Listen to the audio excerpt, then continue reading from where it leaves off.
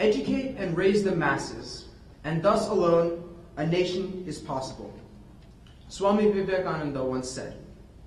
The quote above should serve as a guideline for every country, because education is so very integral to a nation that the state and quality of it can determine a country's status for the next couple of decades to come. India has some of the top educational institutions in the world. The 16 Indian Institutes of Technology, the 13 Indian Institutes of Management, and the nearly 30 National Institutes of Technology. The Indian government considers these schools and colleges so important that it granted them the status of institutes of national importance. The IITs are so well known throughout the world that Bill Gates, the former CEO and founder of Microsoft, once said that the IIT is an incredible institution. And Jeff Bezos, the CEO of Amazon, called the IIT a world treasure. Now, you all may be wondering, why is he telling me all this? I know that there are great technology schools in India. I'm telling you this because of a paradox. A great paradox that India is experiencing now and will continue to experience for the next few decades unless action is taken. Here it is. This year, nearly 90 million people will enter the Indian workforce. However, according to a report, most of them will lack the necessary skills and proper mindset for productive employment. And this is not an entirely new situation that India is facing.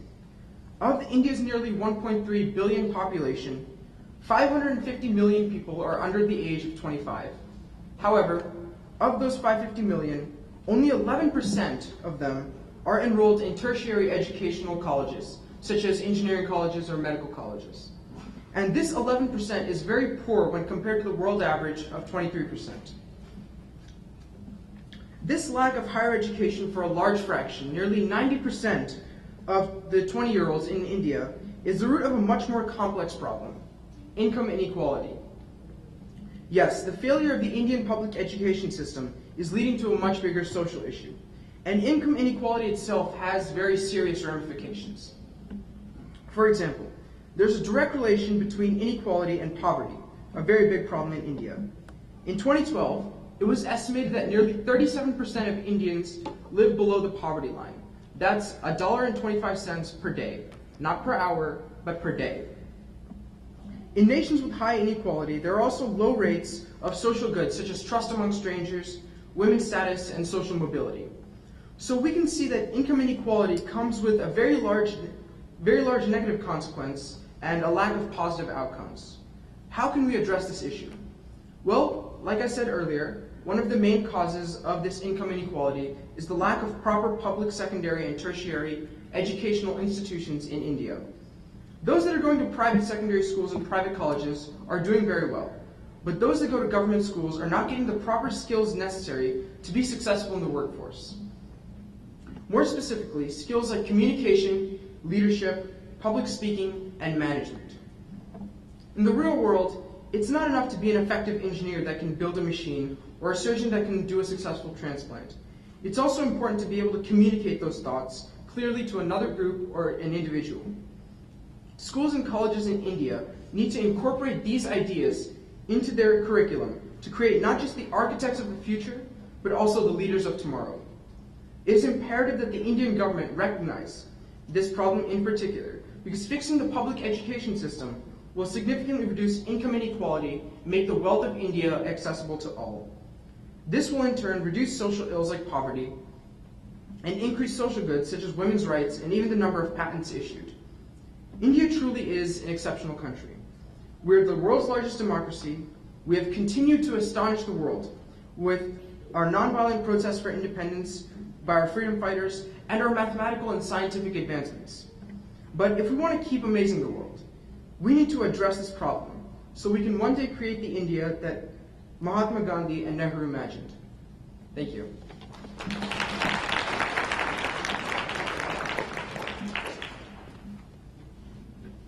You can begin. Where's the mic?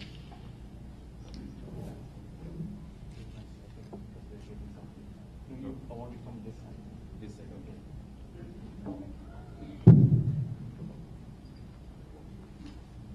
Yeah, thanks, Panch. Huh? Panch. Yeah, thank you very much for your presentation. And the basic points which you have touched upon regarding the income inequality, and you said education is the solution. One of the main solutions is education. And also we should see that the government improves the education and also imparts skills like communication, leadership, public speaking and management in the children. Because what we have, I have observed here is, I think up to the 12th standard we have all the government institutions only here. I mean most of the children, because I visited 2-3 schools here, I found that first thing what I see in a school is the playground. If the playground is good in a school, the school is good. That is very, very clear. That is what. But going back to our place, now we have vertical education nowadays. The education has become vertical. I mean, here I see everything horizontal. So that's why what Panch basically says is that we have to get back to the horizontal education. And education is the only solution. That's what is education again? I just referred to, Albert Einstein again. What Einstein says, education is what remains after one has forgotten what one has learnt in school. This is what is the definition of education by Einstein. So, I always see you should make a distinction between education and literacy. Literacy is somebody learning something and he able to read and write. But education is what this definition is the most appropriate. So if you, whatever is there, like what I was talking about the quality of that small girl Sindhu, so she is educated. Even though a PhD man or maybe a big doctor, but he doesn't have concern for the nation or the neighbor, he is not educated. He is only literate. So that is what is the distinction we have to make between education and literacy. Next. Again, this is what is the Swami Vivekananda said. Education is the manifestation of perfection present already in the man. Divinity is the manifestation of the religion already in a man. He says, you have already the perfection, so it only manifests the perfection. That's what Vivekananda said. So the suggestions what Panch has given is that let us see that proper education is imparted and see that the inequality of income is reduced so that India also can create more opportunities to the people there so that they can come up and the nation also as a whole can come up. Yeah. Next. Again, I'm just reading this Paramahamsa Swamiji. So he says, need for how to leave schools. That's what he says. You have schools, but you need to have how to leave schools. He says, in those schools, the art of living need to be taught. The art of living, how to live a life.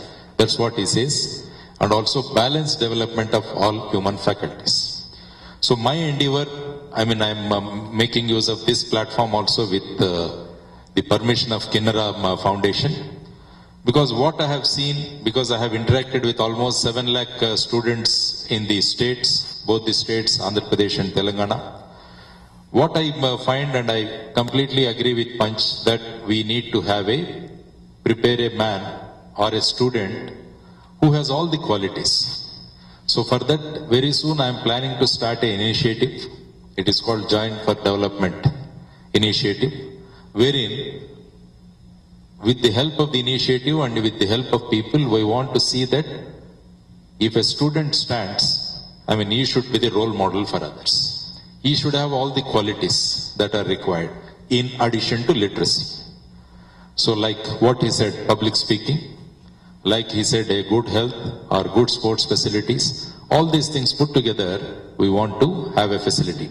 Because at this moment, I would like to refer to Khammam district, wherein one of my close friends, Dr. Vasireddy Ramesh, every year he organizes a Balotsav, 3 days program, wherein children from all the schools come there and they perform in various activities. So it becomes a 3-day activity, but my endeavor is to see that throughout the year, such type of activity have to be created. And also Ms. Jay Talluri, he's very much here. I think his uncle also runs a similar program also in Khammam district again. So why not we have in all the places? That is another thing what I am thinking about. So ultimately the youth, the next generation, we have to prepare them to face the challenges. So I put forth very soon, I will be coming out with a website also on this, and also I will be approaching you people that what best we all can come together and we can do so that we will have the best youth in the country. Okay? Thank you, Panch. Did well. Thank you. Any responses from the audience so that we can move on to the next speaker? Yeah. Some mic can go there.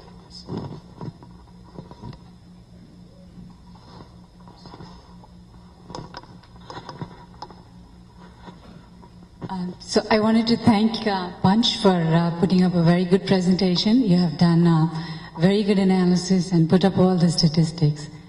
Just wanted to bring up one of the points that you touched upon, which was trying to improve the schools or trying to improve or making a person literate. More than that, I was thinking, how can we, more like a comparative study, right? In India, the government schools are not up to the mark. Maybe they are, I don't know, because I haven't been living in India and I haven't done a very good analysis. But I think for a middle class person, the education has become very expensive. I guess that's where the cost of living goes up for any family, right? Bringing up 2 kids, 1 kid, sending them to a good school and everything. So I think if the government schools in India are improvised, that would definitely make a difference. So that was one of the suggestions that I Yeah, definitely. That is one of the important things. In fact, we were asking why not all the public servant children should be made to go to government schools only. Yes, yes. That is one thing which I am very mooting. good. Why the son of a collector, why not the son of SP, why not son of the forest officer? They all should be made compulsory to go to the government schools only. Yes, yes, that's I mean, because in WhatsApp nowadays lot of things come, because there nobody wants to go to a government school. Right. Nobody wants to go to a government hospital. Nobody wants to go get into a government transport, but everybody wants a government job. right. Yes. That is so, the paradox. Why? So the question. I mean, that is what it is. Yeah. Right. One of the questions and the suggestions was, the question is, will the joint venture or one of the ventures that you are going to start, would it address that? And second of all, I think it's a great initiative, especially because it will not only improve India's economy, where it will start employing better and I'd say qualified individuals into the government schools, hospitals, and I'm sure it will also boost India's economy that way. I completely agree, because most of us, we are all from the government schools only.